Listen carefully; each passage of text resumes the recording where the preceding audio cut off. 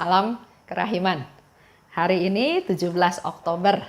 Kita akan baca dari 759 dan 808. Kita mulai ya. Dalam nama Bapa dan Putra dan Roh Kudus. Amin. 759. Ketika aku mengalami penderitaan ini untuk pertama kalinya, kejadiannya adalah sebagai berikut.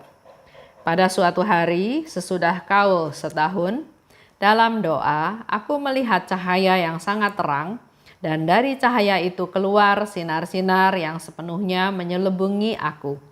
Kemudian, tiba-tiba aku merasakan rasa sakit yang nyeri pada tanganku, kakiku, dan lambungku, dan merasakan tusukan duri-duri dari mahkota duri.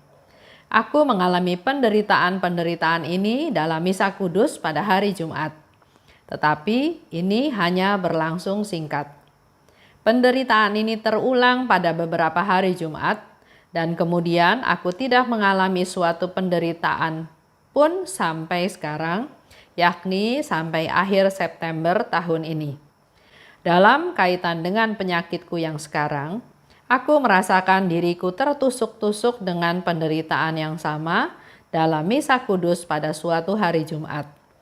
Penderitaan ini terulang kembali pada setiap Jumat, dan kadang-kadang aku rasakan juga ketika aku berjumpa dengan suatu jiwa yang tidak berada dalam keadaan rahmat. Memang, penderitaan ini tidak sering terjadi dan berlangsung dalam waktu yang sangat singkat. Tetapi, penderitaan itu sungguh dahsyat, dan tanpa rahmat istimewa dari Allah, aku tidak mampu menanggungnya. Tidak ada tanda-tanda lahiriah dari penderitaan ini. Apakah yang akan terjadi kemudian, aku tidak tahu. Semua ini demi keselamatan jiwa-jiwa. Lanjut ya, 808. 11 Desember. Hari ini aku tidak dapat menghadiri seluruh misa.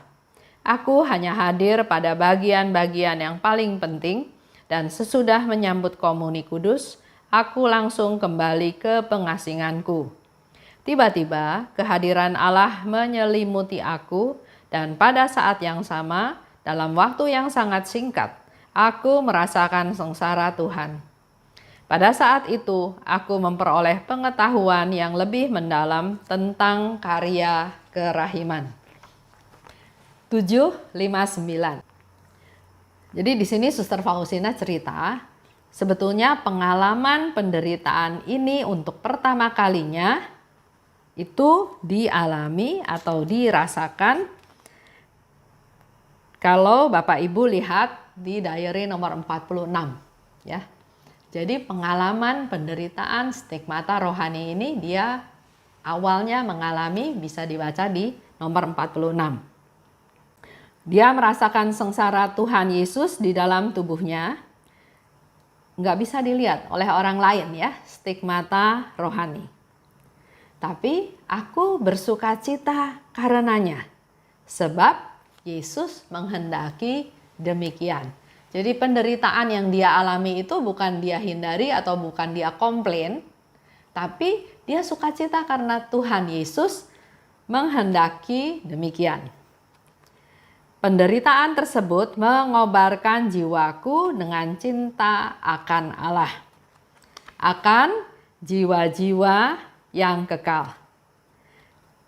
Karena cinta menanggung segala sesuatu, cinta lebih kuat dari maut, dan cinta tidak takut akan suatu pun. Penderitaan tersebut ditanggung dengan cinta. Balik ke kita ya, kita juga mengalami penderitaan dalam hidup kita sehari-hari.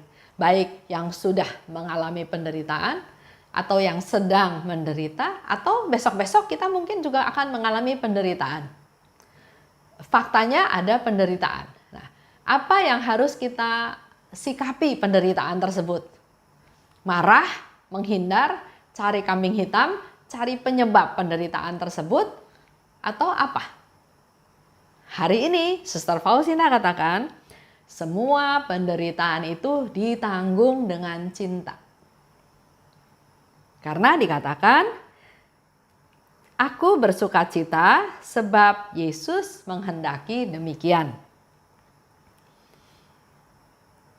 Itu terjadi pada tahun 1928 pada waktu Suster Faustina mengikrarkan kaul sementaranya ya.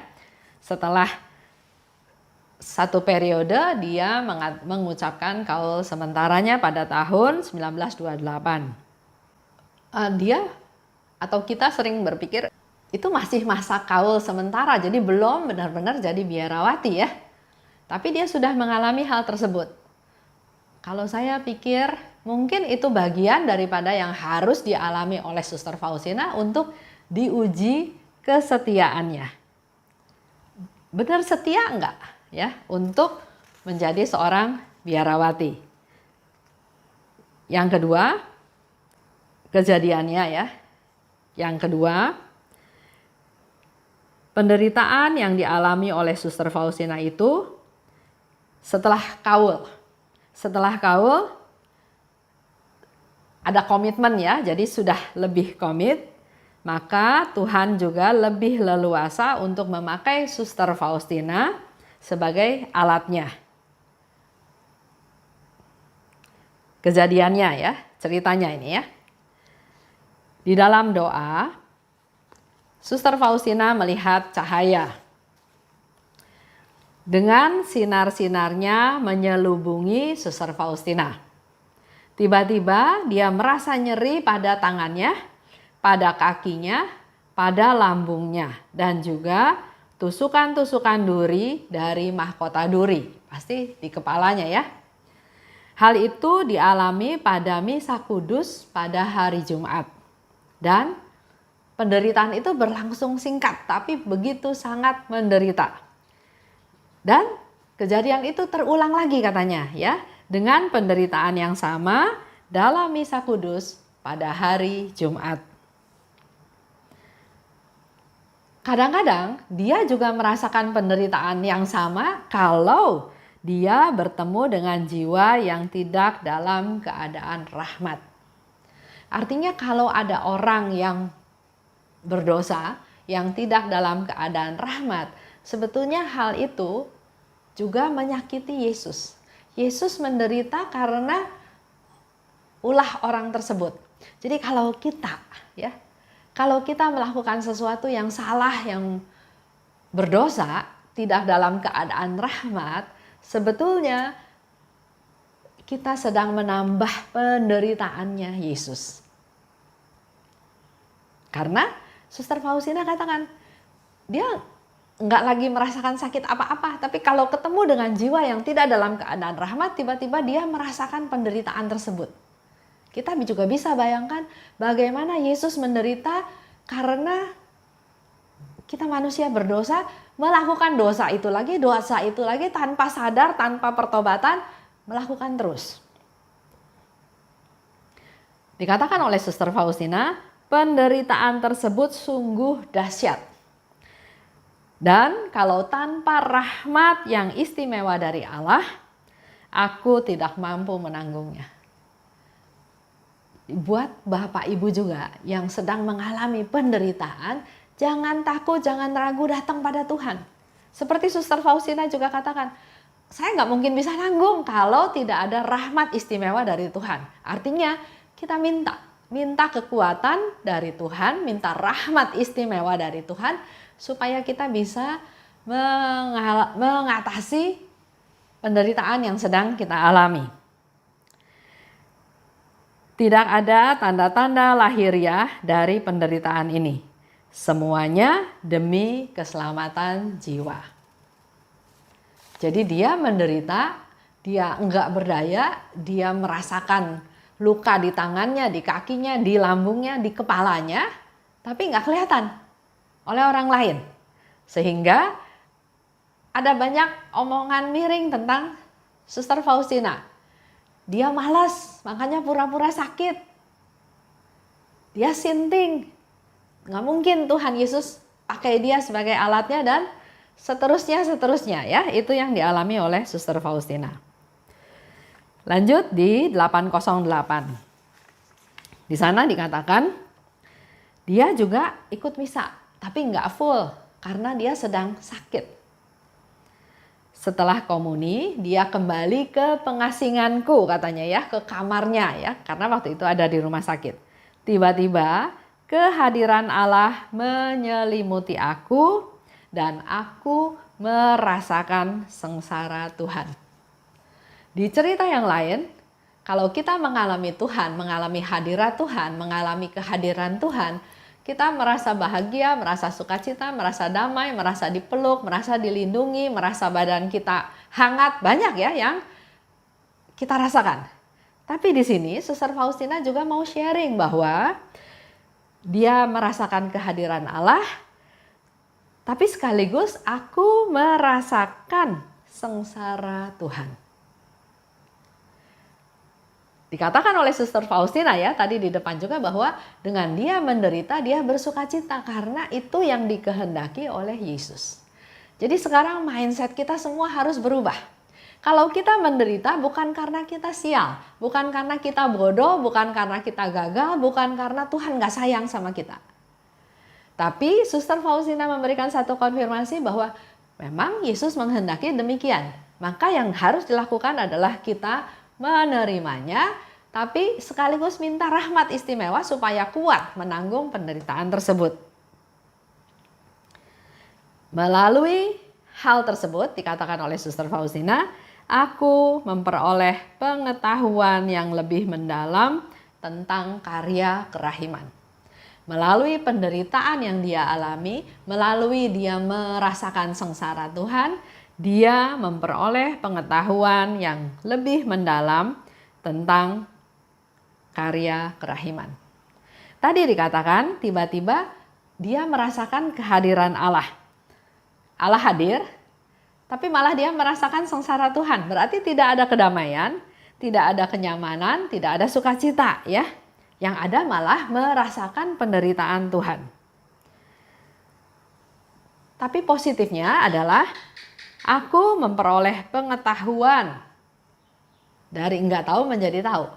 Pengetahuan tentang apa? Pengetahuan yang lebih mendalam tentang karya kerahiman. Jadi penderitaan-penderitaan tersebut enggak sia-sia. Kalau Bapak Ibu juga mengalami penderitaan, ingat tidak ada penderitaan yang sia-sia. Dan Suster Faustina katakan untuk keselamatan jiwa-jiwa. Suster Faustina mengalami stigmata rohani. Bapak Ibu tahu banyak juga cerita dari para kudus juga yang mengalami stigmata tapi secara fisik. Misalnya Padre Pio. Atau juga saya pernah dengar Theresia Neumann dari Jerman. Ya. Saya juga sudah dengar sedang proses beata atau apa saya nggak ngikutin lagi. Tapi memang waktu saya ke sana, di sana ada foto-fotonya di mana Theresia Neumann ini mengalami luka. Luka secara fisik, jadi memang tangannya berdarah. Mula-mula karena nggak tahu, maka diobati, dikasih salep, dibungkus seperti luka ya. Tapi akibatnya bukan menjadi sembuh, malah semakin besar lukanya. Infeksi.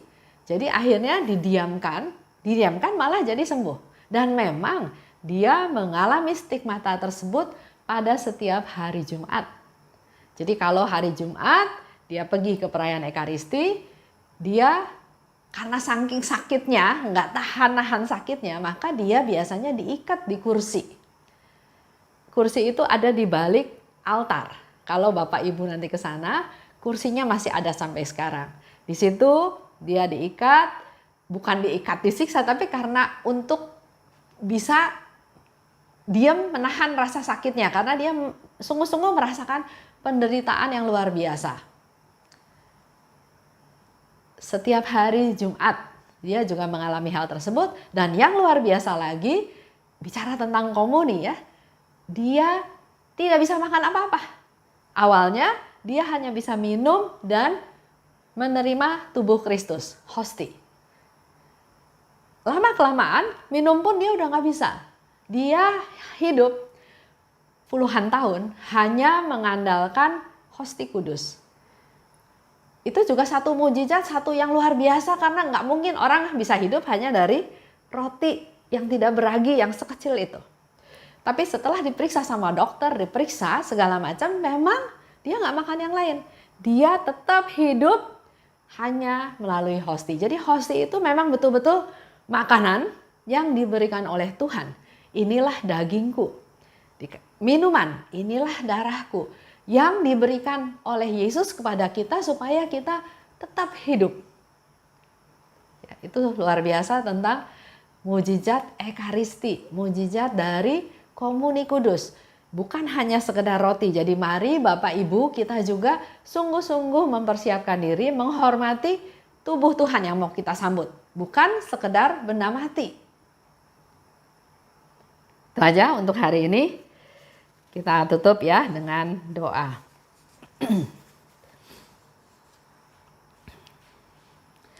Dalam nama Bapa dan Putra dan Roh Kudus, amin.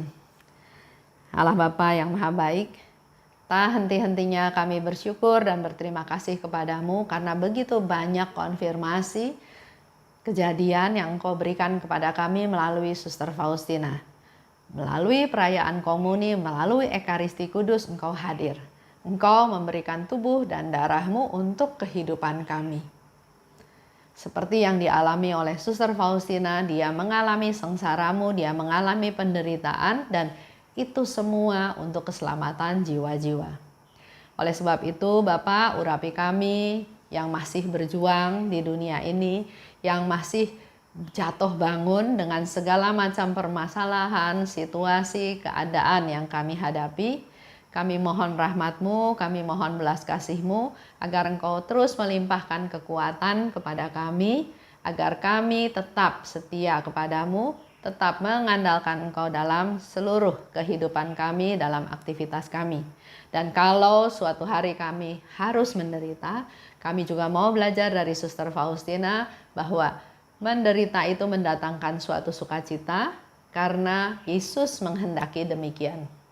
Dan limpahkanlah rahmat-Mu, rahmat yang istimewa bagi kami agar kami mampu diberi kekuatan untuk melewati penderitaan tersebut yang kami mau persembahkan kepadamu untuk keselamatan jiwa-jiwa. Terima kasih Bapa, dalam nama Yesus kami sudah berdoa dan bersyukur. Amin. Dalam nama Bapa dan Putra dan Roh Kudus. Amin. Salam kerahiman.